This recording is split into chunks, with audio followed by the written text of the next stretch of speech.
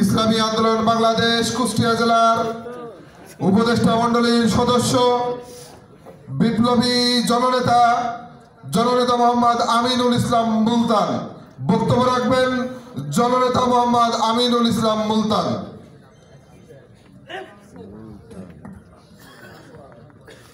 আসসালামু আলাইকুম ওয়া রাহমাতুল্লাহি ওয়া বারাকাতুহু। ইসলামী আন্দোলন বাংলাদেশ কুষ্টিয়া জেলা শাখা কর্তৃক আয়োজিত আজকের এই দ্বিবার্ষিক সম্মেলনের সম্মানিত সভাপতি আমার শ্রদ্ধাভাজন বীর মুক্তিযোদ্ধা জনাব আহমদ আলী, মঞ্চে উপবিষ্ট আছেন আজকের এই সম্মেলনের প্রধান অতিথি ইসলামী আন্দোলন বাংলাদেশের কেন্দ্রীয় যুগ্ম মহাসচিব শেখ ফজলে বারু মাসুদ। মঞ্চে উপবিষ্ট আছেন বিশেষ অতিথি হিসাবে ইসলামী আন্দোলন বাংলাদেশের সহ সাংগঠনিক সম্পাদক কুষ্টিয়া জেলার কৃষি সন্তান জনাব আরিফুল ইসলাম ও কুষ্টিয়া জেলার নেতৃবৃন্দ। আমার সামনে উপস্থিত ইসলামী আন্দোলনের বীর যোদ্ধাগণ। আজকের এই দ্বিবার্ষিক সম্মেলন এটা সাংগঠনিক আলোচনা। এখানে আজকে আমরা সবাই দায়িত্বশীল উপস্থিত আছি। আমাদের সাংগঠনিকভাবে আমাদের দায়িত্ব পালনের সফলতা ব্যর্থতা নিয়ে আলোচনা করা বিশেষ প্রয়োজন বলে আমি মনে করি। আজকে আপনাদের উদ্দেশ্যে আমি কয়েকটি কথা বলব।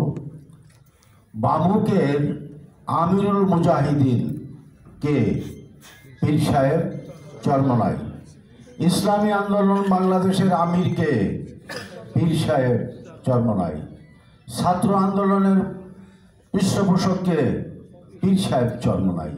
এমনিভাবে পীর সাহেব চরমনাইয়ের পৃষ্ঠপোষকতায় যতগুলো কার্যক্রম চালু আছে সকল কার্যক্রমের সাথে যেমনি পীর সাহেবের সম্পৃক্ততা ঠিক তেমনিভাবে আমাদের সম্পৃক্ততা থাকা উচিত কিনা?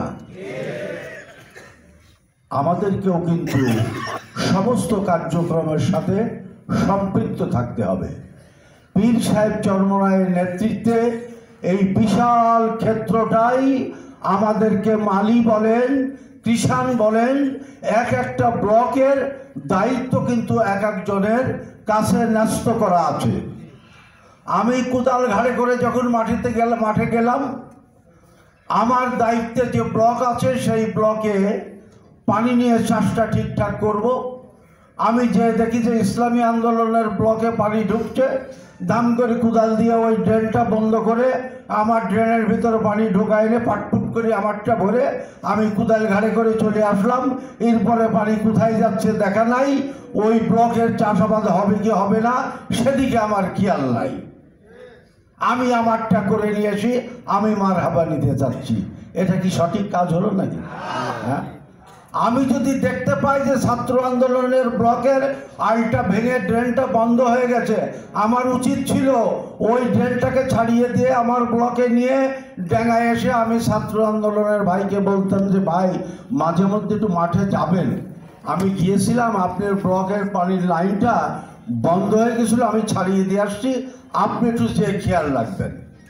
পরের দিনই কিন্তু ওই ভাই আবার তার ব্লক দেখতে যাবে যে আসলে আমার ব্লকের অবস্থাটা কি।